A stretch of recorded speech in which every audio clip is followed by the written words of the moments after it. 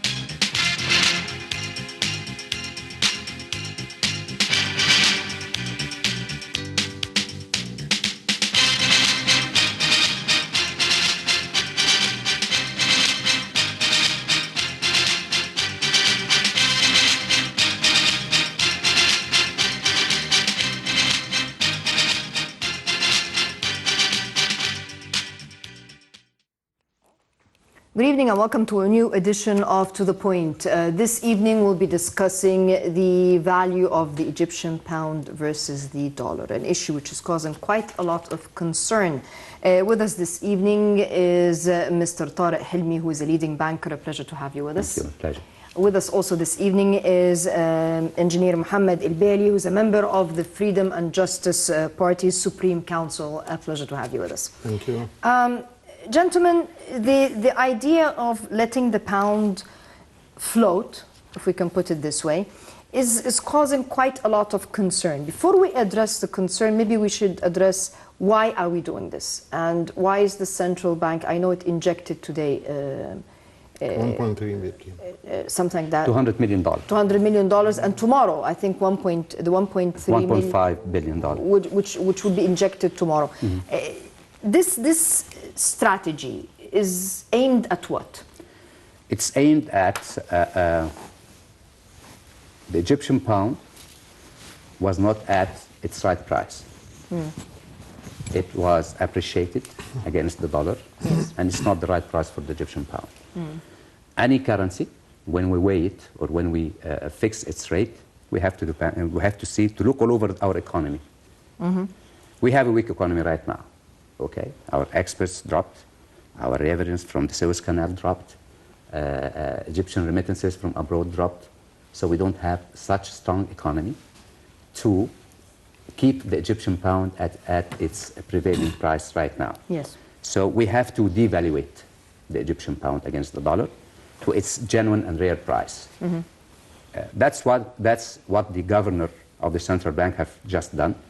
And even Governor Mr. Hisham Ramis, he has done it also, I think 1 year ago, when he devaluated the Egyptian pound by 20 piastres, and the day after by another 20 piastres, and he devaluated the Egyptian pound within a week time by 40 piastres. Unless we have a strong economy, we cannot really say that the Egyptian pound should be kept at its price right now, or we cannot. Or we should not devaluate the Egyptian pound. First, we have tourism has to come back. Revenues from the Suez Canal has to reach its normal level 2 years ago or 1 year ago. because the drop in the revenues was due to the recession in China and Japan and so on. It wasn't really because of any other issue. The Egyptian remittances from abroad, it happened that it was most of the remittances was dealt outside Egypt, whether in Dubai or in Cyprus. It didn't come to Egypt because of the huge gap between the official price and the parallel market price, the parallel market or the black market. It's a polite way in saying black or parallel. And so that's why we have to devaluate the Egyptian pound, at least to attract the Egyptian expats abroad to start transferring their money or their foreign currency to their own country again, rather than using the brokers and so on, or doing it through Dubai airport or Cyprus airport.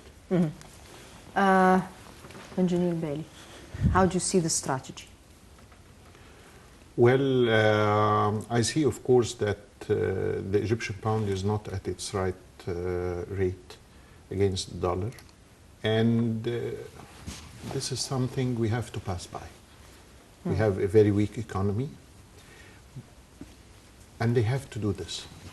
The regulations that the central bank has taken, from my point of view, they are considered right regulations, and it has to be fine-tuned somehow, bit by bit,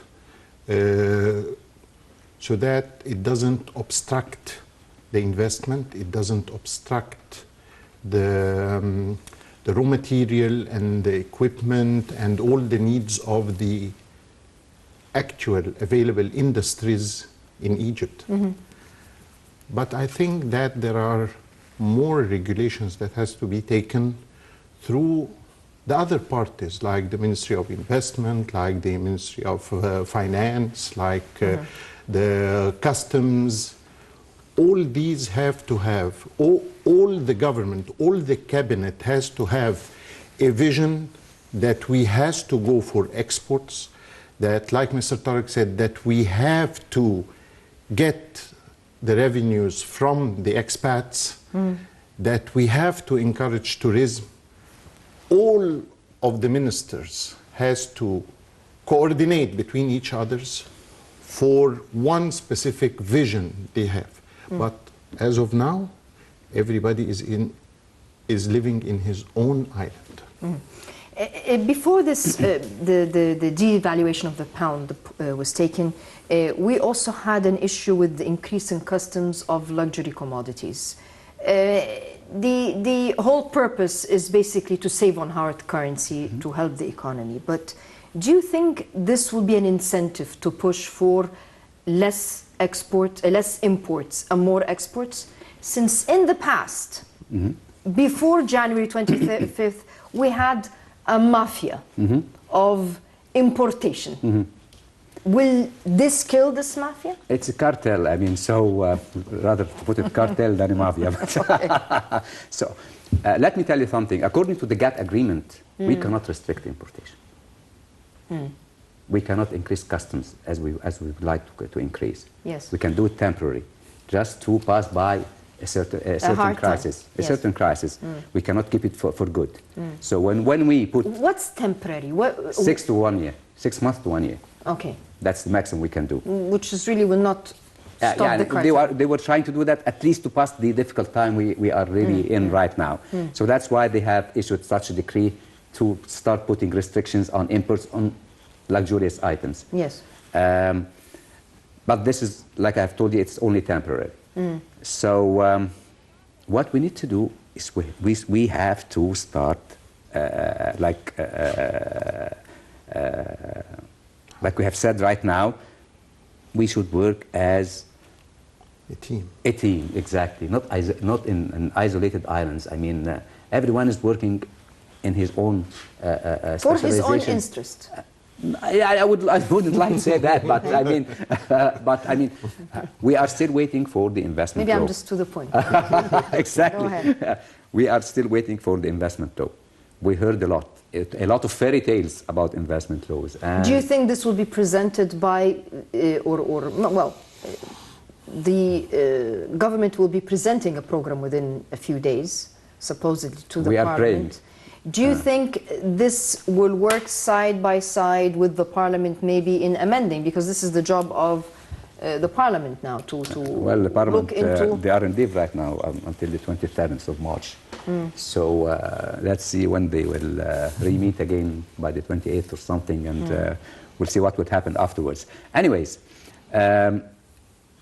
the central bank decrees which took place during the last 2 days, I think it will be followed by another decrees which will consolidate together in order to try to cap inflation, like you have just said, and to try to diminish as much as we can the black market in order for the direct investment to come back to Egypt, because no direct investor will come to Egypt while he cannot repatriate his profit back to his own country. In his own currency. In his own currency. Or in hard currency. And not to lose on it. I mean, when he first starts getting his investment to Egypt, the dollar was against the Egyptian pound, let's assume £7. When he wants to repatriate in the black market, it reaches £11. So he's losing only in the currency deval, not in the. Who is controlling the black market? Because there's lots of talk that it's a brotherhood, that they're the ones that are into. The conspiracy theory, I don't like really to it's use. not. We're not talking about conspiracies. As a banker, who is mostly controlling the black? There is a lot of people. I mean, even in 2003, in the 90s, there weren't really the Muslim Brotherhood, which were they were not that powerful. So there are a cartel of people who are really getting use out of the differences between the black market and the official market, and they're making huge wealth. I mean, it's better than drug dealing, than anything else. So why not? Why not? Engineer Billy, in your opinion, who's controlling the black market? Or who has most influence in the black market? Let's put it that way. I will say that it's not only the Muslim Brotherhood, but I go for the conspiracy theory, because it's very clear. They don't want Egypt to pull itself up. It's very clear. Not naming anybody, but everybody knows. The black market, it will stay like this, and there will be black market as long as there is a difference between our needs and what we export or what we sell or our revenues. It will continue. And the problem is that when you devaluate the currency, it has to go parallel with it a very big focus on the needy people. It has to. Meaning? Meaning they have to subsidize heavily all the needs of the poor people and the needy people. Are we not in a phase whereby we're withdrawing the subsidies? You are withdrawing. The strategy is to cut down on subsidy. But cut on subsidy where? You have to control the subsidy. Not everybody is, now everybody is benefiting out the subsidies that the government is doing. But controlling it and putting it in the right track to serve the needy people, this will help, because as long as the Egyptian pound is devaluating, the prices are going to go high. So, isn't there, in your opinion, some kind of methodology or a system or a policy that can be applied to control inflation? Because usually inflation does not match even the rise in the dollar prices. If the dollar prices rises by £1, inflation does not represent the pound. It represents 10 pounds, and when prices go up, they don't go down again. There must be a strategy. In Egypt only. There must be a way to control, or do you think this is not doable? Realistically speaking. Realistically speaking, it's not doable, or it won't be effective. If you want to control by enforcing, this will not do anything. Why? It's a market. It's a market. Your market has to be balanced and floating. You have to take the tracks of encouraging investment, encouraging companies that are working, encouraging production, encouraging all this, you have to balance. You are devaluating, the prices are going to go high. And it's going to go higher than the devaluation rate. Everybody will raise his price. And not only this, you are controlling the importation. So every stock in the market for everything, the merchant will say there will not be importation, so let's raise the price. So controlling it, it's very difficult.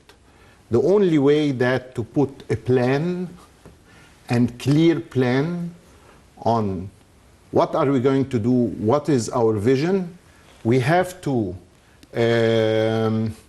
suffer for a certain period, but with a plan, with a vision, suffer in a certain period to reach this place and to achieve our objectives. It has to be done like this, and it has to be done by coordination and teamwork, which is not going to happen.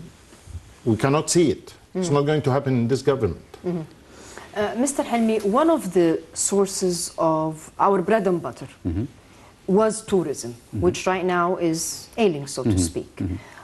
This is a sector which Egyptians are subsidizing a lot. Now that we're talking about the devaluation of the pound, should we reduce the subsidy to that sector? Since in reality, even though it is empowering a lot of Egyptians in terms of a workforce, but most of the airliners, the hotel branch chains, they're not Egyptian. So are we going right about subsidizing this sector? Well, by devaluating the Egyptian pound, we are increasing, prices will go down. Because, I mean, if the dollar... it will go down for the tourists. Exactly, tourists. Should you still be subsidizing at that rate? It's not really subsidizing. We are not subsidizing. I mean, the owners of hotels and so on, they were trying to keep the prices low in order to at least to cover their cost during the difficult the last 5 difficult years, starting from the revolution up till now. So they were trying to keep the prices down in order to attract tourists from... But they were not really that high before the revolution. Yes, I mean, but we never marketed Egypt as an expensive Yes, exactly, because we are getting a certain type of tourists coming from certain countries and so on, so we are attracting a different category, which we have to reduce the prices in order to still attract them. The problem is that tourism to come back, we have, of course, to have security. I mean, we have to solve the Russian airliner problem before we start marketing for tourism again. The problem is that the report or the report for what have happened to the airliner, it didn't come out up till now. So we are still waiting for the report. There's an investigative committee, not just Egyptian. I mean, so we are still waiting for the report. So I mean, all of these issues still hindering the comeback of tourism. But let me go back to your question about inflation. Inflation should be defined simply by we have a lot of money supply, okay, and shortage in products. I mean, when I have £100 in my pocket, and the product in the market are only for £50. You have 100, I have 100, and all of us have £300. So, and the products are only for £50. So we'll go all together to buy this product with £50 while we have £300. So the buyer or the seller will increase the price. So the inflation will rise up. Let me tell you something. Before even the devaluation of the Egyptian pound, most of the traders and the producers, they were costing the dollar at £9.5. So the prices will not shoot up as we are expecting. Because if you look at the car dealers, when you go to buy a car, they were pricing the dollar at £9 or £9.5. And all other dealers were doing the same in different sectors. So I don't expect inflation will shoot up as much as we are expecting, because the increase in the prices were only by 14%. I mean, from the last Egyptian pound rate to the new one. So I don't think the inflation will come up that much, So let's wait and see. And the problem won't be solved by saying that we have to lift restrictions on importation, or we have to do so, we have to restructure our economy because we have a structural problem. The structural problem that most of our revenues in foreign currency are weak. Until we are capable to start increasing revenue again, we won't be able to... You said earlier that this will encourage expats to put money back in Egypt. Yes. How do you see this happening? Why? Because they were selling the dollars abroad to the brokers, because there was a huge difference between the official market rate and the parallel market rate or the black market rate. So people, they were selling the dollars to the brokers. And they were not even remitting it to Egypt. No, they were selling it at the airports. Brokers were going out of Egypt, going to airports with a huge Egyptian pound money. I don't know how they are really getting out this money out of the airports. And then they were buying the foreign currency, giving them the pounds, or with a promise to, with a check to their families in Egypt, to pay them in the Egyptian pound against what they have taken in dollars. So we still have structural problem. Let me tell you something also about the Egyptian expat remittances. Don't forget that Yemen, Iraq, Libya, they were closed to the Egyptian workers. And most of the remittances coming from those countries were stopped.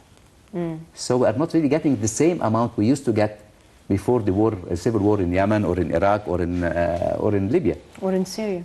Or in Syria, and there were not a lot of Egyptians living in Syria. And so let's be logic. We have to work. We have to start looking into experts, Suez Canal revenues, Egyptian remittances, and all of these issues has to be solved before we can say that we are in a better position than we used to be. Oh, okay, we are taking this decrees, or we are issuing this decrees from the central bank. We are expecting more from the government in order to start the structure correctness or corrective measures, to start the corrective measures. But still, we need time. We have to wait. We have to be patient, because economies cannot be solved, or the problem in economies cannot be solved in a day or two. We need time. So let's wait and see. Engineer Bailey, you mentioned a few minutes ago that we need the investment law to encourage investors to come. You're a member of one of the big representative parties in Parliament. Yes. Maybe we should be asking you, when will we see the investment law? We are, in fact, fighting for it. And I'm not speaking about the party, but in fact, we have a big economic program and ideas out of the box that are ready, but we cannot issue the program or present the program to the Parliament now until the government presents their program and we see what happens. So yes, investment is very important, and investment is not going to come until the Egyptian pound is in a stable position, until there is a clear view of what's the investment law is going to be. The investor has to hear certain points. Such as what? Such as, I don't want overnight taxes to be raised. I don't want overnight energy prices to be changed. I want to be able to transfer my profits. I want to be able to work without problems, without bureaucracy. I want to be able to get in my raw material and my machines and everything through the customs easily. The customs sector is a nightmare to everybody. So all these, the investors want to hear. What and about want the a investment? commitment. What about the investment law? This was issued prior to the summit in Sharm el-Sheikh in March. An amendment to the investment law was issued. What is pressing, in your opinion, as a businessman? What do you think is needed as an urgent legislation to ease the investor? To issue اللائحة التنفيذية. Executive. ما اعرفش اللائحة التنفيذية executive rules or executive procedures or whatever. Or the executive procedures or the explanation for the investment law. It's not issued up till now. So when you read the law, there are a list of questions that has to go through this. So it's not issued up till now. Since Sharm el-Sheikh summit, we were here with you and we were telling you that the investment law was not issued up till now and it has to be issued, and this was more than 1 year ago. So nobody understands what's delaying them. Nobody. We are... The Parliament. The Parliament. Not the Parliament. Who is supposed to pass absence of this the law? Parliament. In absence of the Parliament, for 2 years now, the President had the right to issue whatever laws and regulations. And they say he can issue the urgent and critical laws and regulations. And this is nothing more critical than this. So there is no law. There is no law. No, there is a law, but it's not satisfactory. This is a different... Not satisfactory. You cannot follow this law without the regulations. You cannot follow it. Because if you look at the law, everybody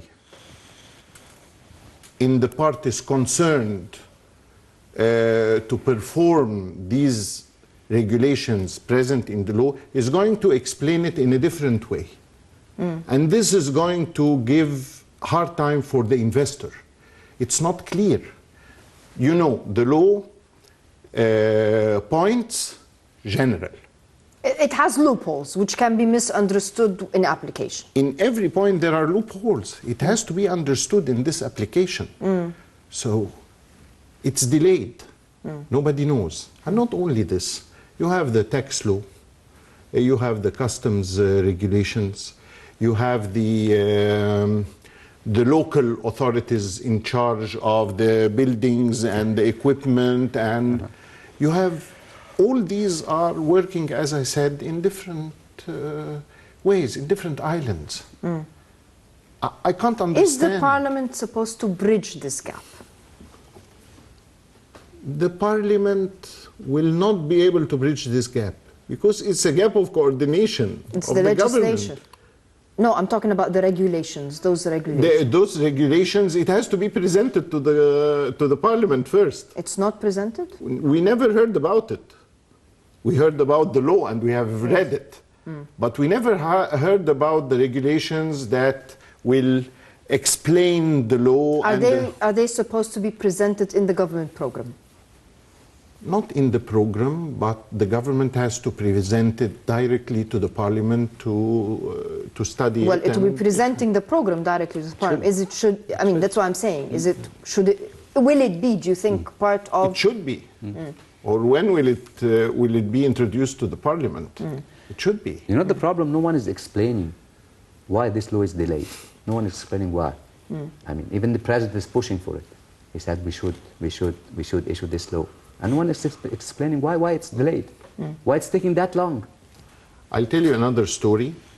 There was an audit that made audit for the security of the airports after the Russian crisis, okay? And they have put some points. They presented it to the government, to the Ministry of Aviation, and nothing happened. So the businessmen, the owners of the hotels, and the Minister of Tourism, they have presented to the Ministry of Aviation a request that they can finance all the points that came in the audit. And when the Minister of Tourism was asked, why didn't you perform, why didn't you start? So he said, well, I presented the letter and the request and the solution to the cabinet and to the Minister of Aviation that nobody wants any money from you. We are going to do everything, all the points. Even if you want ladies to make the security check on the women and so on, we will give you 30 and 40 of them. But no answer. And when we asked the Minister of Tourism, he said, we don't know. I presented. I want the tourism to come back, but nobody is taking a decision. It's very strange. Well, I don't have the insight to that, so I cannot That's what happened. That's what comment on this issue, but I don't have an insight to it. All I know is that there was an international committee investigating airport security right before this incident, and it gave us a clean bill of health. So The British. this is another issue. Gentlemen, what do you think will be the central bank's policy? I mean, today it injected money, tomorrow it's injected more money. What do you think will be the strategy of the central bank in future? This is Mr. Tariq's role. Well, I think, I mean, what they have done up till now, I think it's really good. The injection of $200 million today is for importation. The 1.2 billion of tomorrow is not for importation, it's to cover the indebtedness in foreign currency for companies and individuals, which they have indebtedness in banks in foreign currency, and they want to cover it before the prices shoot up again. I mean... So a businessman can walk into a bank tomorrow and get dollars? Yes, yes, but according to the list, according to the priorities.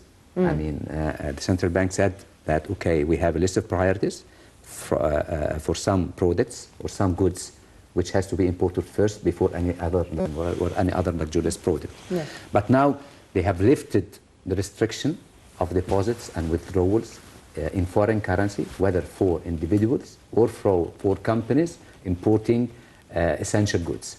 British company X, can it transfer its money easily out of the country now? Not Because easily. this is They can. This is a concern by Yes. some of the businessmen If here. they want that to do it through the official channel, it will take some time. we're not talking about unofficial. The whole purpose of this is to kill the unofficial channel. No, if they want to do it through banks. Okay, if they go to banks and they want to deposit Egyptian pound and to, in order to repatriate these pounds into their own countries in foreign currency, it will take some time. If they want to buy from the market, they can go and buy from the market and repatriate it to their home country. Okay? Now the good thing is that there is no big difference between the Black parallel market market and the so they can buy easily from the open market and then repatriate it to their own country. The transferring of money, because before we had a problem with actually wiring this money. They have lifted all the restrictions. I mean. I'm a businessman. I took a loan from my bank in London to establish a business, and I have to pay back on this loan. And this is something else.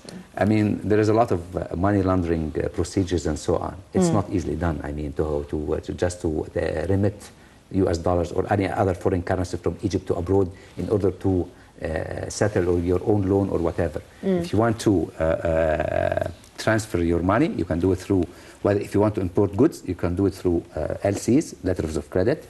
If you want to transfer for any other thing, for open documents, you cannot even, you can transfer, you can import by even using letters of credit or import documents. You have to prove that you have an import documents to transfer this money abroad. forget about the importation. If I set up a factory here, I'm building a factory, and I took a loan from my country to build this factory, and I need to start paying off this loan. Can I transfer my money to pay this loan? Because this was a concern by some of the foreign businessmen, that I want to transfer money back home.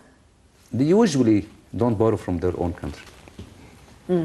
Most of the manufacturers, or the producers, or the investors, they borrow from the local market. Even for foreign investors? Yes, they borrow from the local market. They don't borrow from their home country.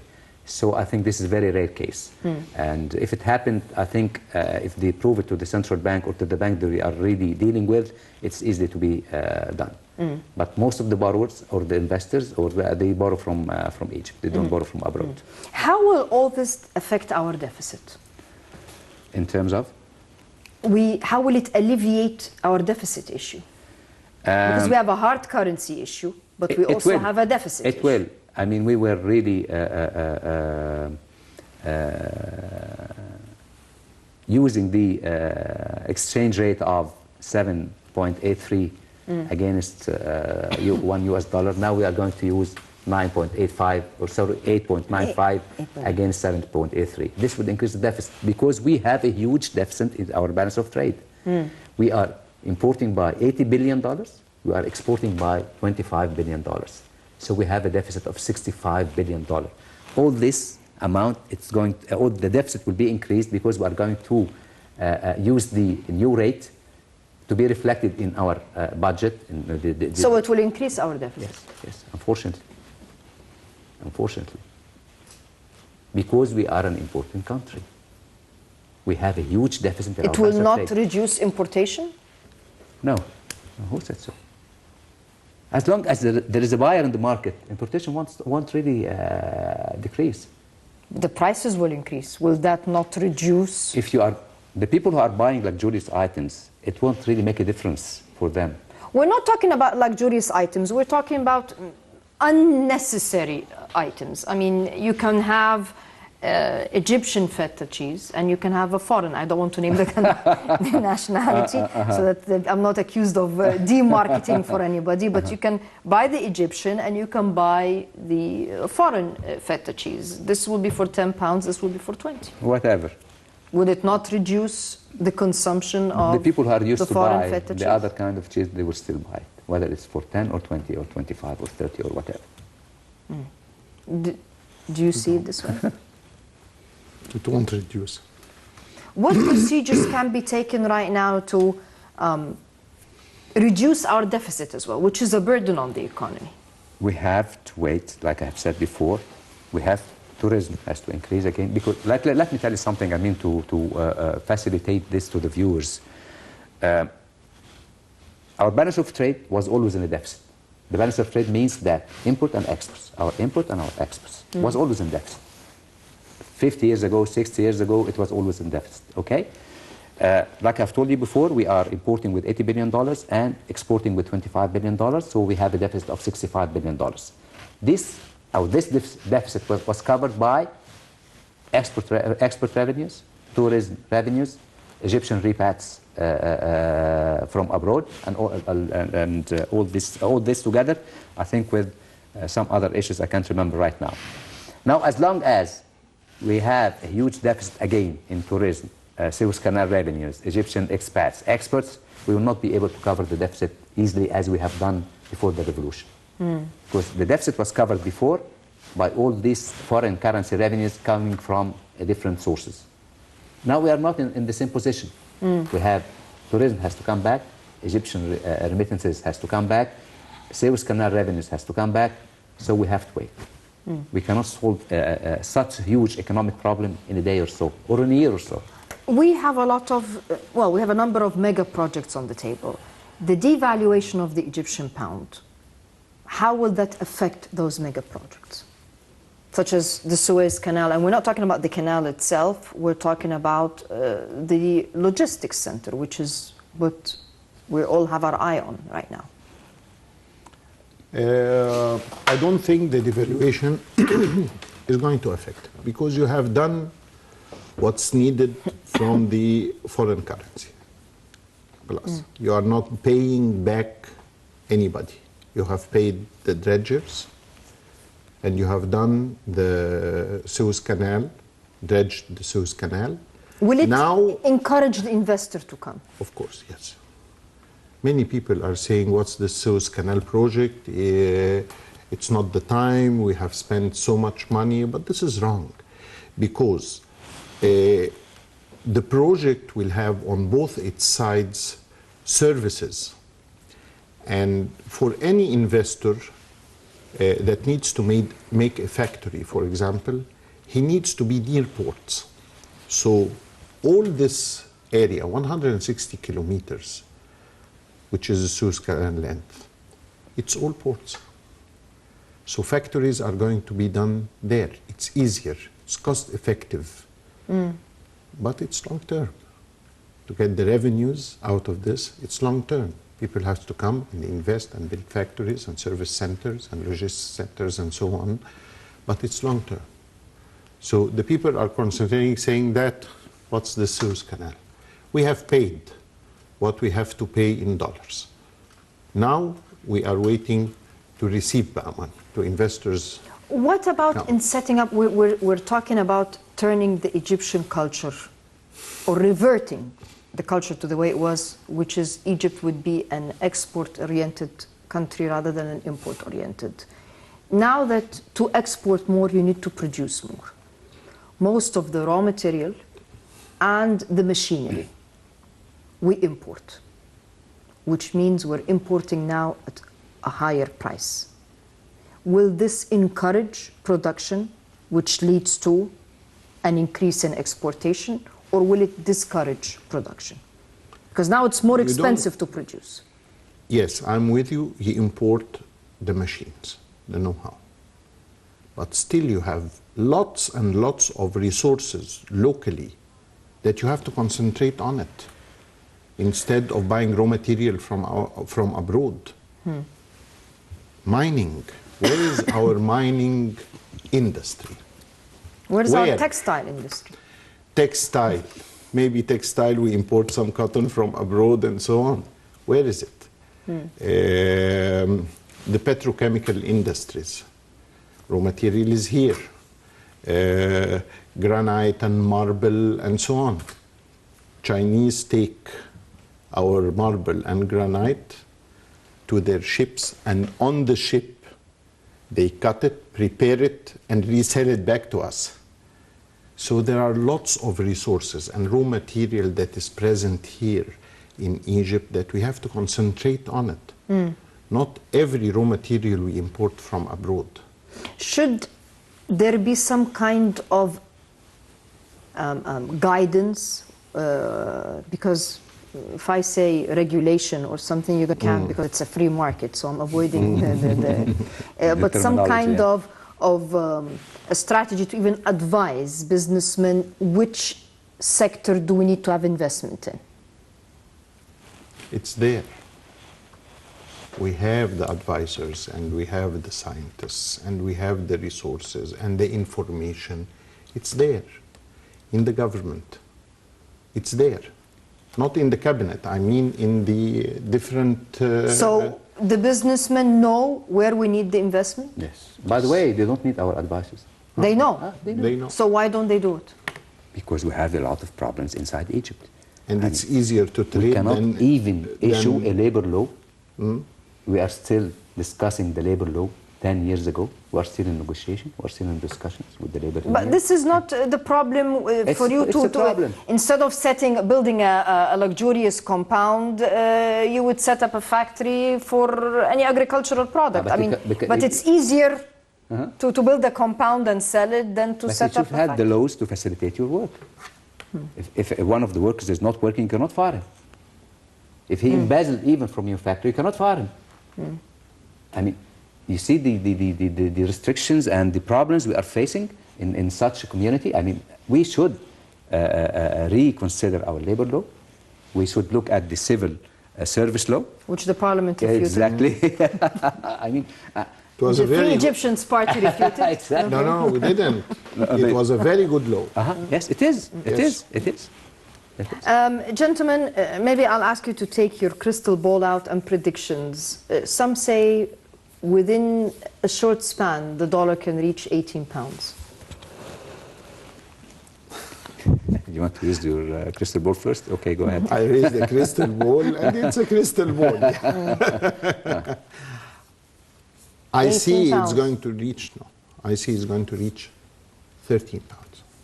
13 pounds. And I've been when? saying... By how long? By when? And I used my crystal ball when it was 7 pounds. Now it's 9 officially, and it's going 13 out. when? 13, no, not by the end of the year, maybe next year. It will drop to 8.5 pounds. It will not go up to 13. It will drop to 8.5. When? By year end. But this is short term. No, it will remain at 8.5 for at least 3 coming years. So there is this... This is crystal ball. Quote me on this. So you think it will shoot up? Will it shoot up more? Maybe it will reach 10 or 10.5 pounds. He doesn't want to say 13. During the coming month or so, which I doubt it very much. Because what have happened, like I've told you in 2003, I mean, it was 3.5, the official rate. It shooted up to 8 pounds, and then it dropped back again to 5 pounds. When we administratively float the Egyptian pound. By the way, it's not a free floating, it's administrated floating. And will continue in the administrated floating of the Egyptian pound. So you think it will go up to maybe 10? Maximum 10 pounds or 10.5 pounds. Within the next Within few a very short period, very short span, I mean within 2 or 3 weeks or 4 weeks maximum. Because the black market cartel, they want to fight back. So this would be their way to fight back. They will increase the price of that. They would try to absorb the dollar from the market, to attract the dollar from the market by trying to increase the prices and to attract the Egyptian expats' revenues from abroad for a very short period of time. And then after a while, it will stabilize at 9 pounds or whatever, 8.95. And I think by year end, it will drop to 8.5 pounds. Can you delegalize the black market? I mean, we're talking about black, it's an illegal market. Why is it allowed? It's allowed because, I mean, like drugs. Drugs are not allowed. If you're caught dealing in drugs, you're imprisoned. But you're not, we cannot stop drug dealing. It's disallowed. But it's illegal. And it's being cracked down on. The black market is illegal, and they are cracking down on people. But the problem is it's done through some official channels. I don't want to say who is doing that, but it's done through official. So really, the government cannot really put hands on them. So the drugs. No, let's not say official, because when you say official channels, people think it's the government here. No, not the government, of course. I mean, they won't fight themselves. Hefty wage channels, but when you say official here, they're going to say, well, we're talking about the government. No, it's not official governmental channels, let's put it that way. Exactly. Influential channels. Yes, let's say so. Okay, influential channels. Is there a way to regulate the black market, in your opinion? No. They are traders. The Egyptian pound and the dollar is a product. They will go where they are going to benefit out of the product itself. You cannot regulate it. It has to be stabilized. Politically, between the central bank and the black market, the traders, and the cabinet. It has to go, everything has to go in parallel. We have to have a vision. But you cannot control it. It's trade. As long as people needs the dollars, that's it. And let me tell you, because the dollar is rising and the Egyptian pound is devaluating, even the people, the individuals, they want to buy dollars to keep it. My daughter is asking me for an equivalent of $100 because she heard that the dollar is going up. So, even for the so this will individuals. make even more demand on the dollar that way. That's why I'm telling you 13, but the crystal ball of the bankers is better. I mean, people used to use the dollar as a store of value. Okay. They were not really putting their money in CDs, certificate of deposits or whatever, because they were keeping it in dollars as a store of value. Now, by having the new CDs of 15% for people who has transferred their foreign currency savings into Egyptian pound, they would be paid 15% on their CDs or deposits. The euro and the dollar CDs... You get nothing on them. No, you get now 4.5% and 5%. This is the new decrease by the Central Bank of Egypt. And the same applies, like I've told you. So after they removed? No. People who are living abroad can have 3.5, 4.5, 5.5% on their euro deposits or US dollar deposits, providing they transfer to Egypt. And these rates, of course, are... I mean, but if you're putting your money in dollars in a bank here in Egypt as an Egyptian living here, you don't get any interest. No, on you're not. No, but if you want to this is to encourage. Exactly. If you want to transfer expats. it into Egyptian pounds, you'll get 15% on it. So, how is this going to affect the stock market? Because any changes in economic policy, they always cause some kind of a fluctuation, and the stock market is really a mirror to our economy. If you look at the appendices of the stock market during the last week, it's shooting up. I mean, the EGX 50 or whatever, because I'm not interested really that much in the stock market, so it reaches around 7,000 points, coming up from 6,200 points. Any kind of regulations or decrees stabilizing somehow one of the major difficulties in the Egyptian market, it will affect positively the stock market. That's why the new regulations issued by the central bank or the government, it was reflected positively on the stock market. Gentlemen, before we wrap up, maybe another question that raises itself. Why is it that anywhere in the world, when the value of the dollar, for example, goes up, the value of the gold goes down, except here? What is the theory that when it shoots up, everything shoots up? Why is it that we don't follow international norms in inflation of gold versus dollar and vice versa? Because we are still using the dollar as a store of value, not the gold. We keep the dollar as a store of value, because we know that after a while it will reach 10, 15, not 13, 18, 20, and so on. Okay? So we are using the dollar as a store of value, not the gold. Okay. Because, excuse me, dollars are always increasing. Gold is coming up and going down, but the dollars no. Mr. Tariq Helmi said at the end of the year 8.5. Engineer محمد البيلي said early next year, which is really at the end of this year, almost 13. And we'll see who Can wins. we put our bets? So. Gentlemen, thank you very much for your fruitful input. And the road is tough, but there is always light at the end of the tunnel. And this is what counts. The fact that Egypt is the fabric of the society is still intact, this in itself it will always survive. Is a blessing, regardless of any hardships. I'd like to thank you, the viewers. Wish you a very pleasant evening, and we'll see you same time next week. Until then, good night.